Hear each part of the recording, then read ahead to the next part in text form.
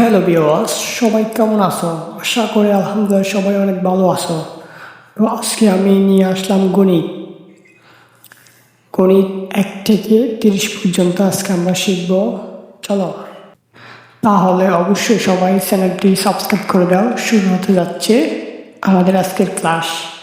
1, 2, 3, 4, 5, 6, 7, 8, 9, 10, 11, 12, 13, 14, 15, 16, 17, 18, 19, 20, 21, 22, 23, 24, 25, 26, 27, 28, 29, 30,